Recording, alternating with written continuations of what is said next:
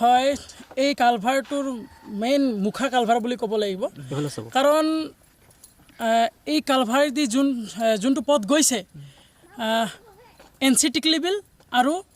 ফৌৰাবাৰী 2 নং ফৌৰাবাৰীত এইটো কালভাৰ বা এইটো ৰাস্তা সংযুক্ত হৈছে তো আপোনালোকে আৰু আমি একেলগে এটা চালোঁ যে কালভাৰৰ মাজমজিয়াতে ভাঙি গৈছে তো কথাটো হ'ল কি যে যেতিয়া যে সৰু ল'ৰা ছোৱালীবিলাকে স্কুলত অহা যোৱা কৰে আৰু যোনবোৰ দিন হাজিৰা কৰা লোকসকল ৰাতিপুৱাই হওক সন্ধিয়াই হওক যেতিয়া নাই তেতিয়া এইটো ৰাস্তাতে অহা যোৱা কৰিবলগীয়া হয় তেওঁলোকৰ কিমান অসুবিধা হৈছে কোনোবা তো ধৰক মদ চদ খায়ো ইয়াতে পৰি গৈছে মদ খাই আছে মই মানিছোঁ সিহঁতৰ মানে দেহত ক্ষতি হৈছে কিন্তু ডাইৰেক্টলিতো সিহঁতৰ ভৰি হাত ভাঙি আছে তো মই এটাই আহ্বান কৰিব বিচাৰোঁ আমাৰ 47 নং মাজবাট বিধানসভাৰ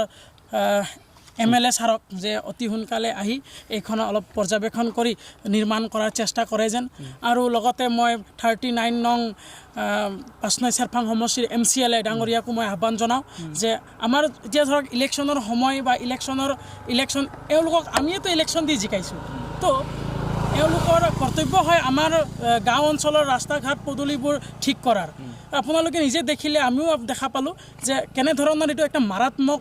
ৰূপ লৈছে 2 বছৰ ধৰি মই এইখন গাঁও অঞ্চলৰ প্ৰায় দেখা পাইছে এইখন কালভাৰৰ প্ৰস্তুতি একেবাৰে বেয়া ইয়াতে প্ৰায় মানুহে বাস কৰে ইয়াৰ পৰা বিভিন্ন ধৰণৰ কামত যায় দিন হাজিৰা কৰি খোৱা মানুহ আছে সিহঁতে আহাৰ টাইমত সন্ধিয়া হয় আহাৰ টাইমত সিহঁতে যেতিয়া এইখন কালভাৰত পৰিব লগা হয় তেনেকুৱা পৰিস্থিতি বেয়া হোৱাৰ কাৰণে আৰু এইটো জুলাই মাহত যেহেতু ছাত্ৰ ছাত্ৰীৰ স্কুলত অহা যোৱা হোৱা নাই বৰ্তমানলৈকে এই আগষ্ট মাহ অহালৈকে তেনেকুৱা পৰিস্থিতি হ'ব ছাত্ৰ ছাত্ৰীয়ে যেতিয়া টিউশ্যনৰ পৰা আহিব স্কুল যাব তেতিয়া তেনেকুৱা সিহঁতে বৰষুণৰ বতৰত তেনেকুৱা পৰিবলগীয়া হয় আৰু অচিনাকি মানুহ যেতিয়া এইখন আহে এখন পথত আহে তেতিয়া সেইখন ৰাস্তাত পৰিবলগীয়া হয় তেনেকুৱা ধৰণৰ বিভিন্ন আমি দেখিবলৈ পাওঁ তাৰপিছত আমি দেখিবলৈ পাওঁ যে এইখন গাঁৱত বেমাৰ বা গৰ্ভৱতী মহিলা ইয়াতে প্ৰায় দেখা পাওঁ গৰ্ভৱতী মহিলা যেতিয়া তেনেকুৱা পৰিস্থিতিত পৰে তেতিয়া এইখনত কালভাৰ দি 108 সোমাব নোৱাৰে গাড়ীখন এইখন ৰাস্তাতে থিয়া হ'ব লগা হয় তাৰপিছত তাৰ পৰা মানুহে ডাঙি লৈ আহে বা ঠেলাৰ যোগেদি লৈ আহে তো এইটো পৰিস্থিতি দেখি বহুত বেয়া লাগে এইখন অঞ্চলৰ প্ৰায় বেয়া বুলি ক'ব লাগিব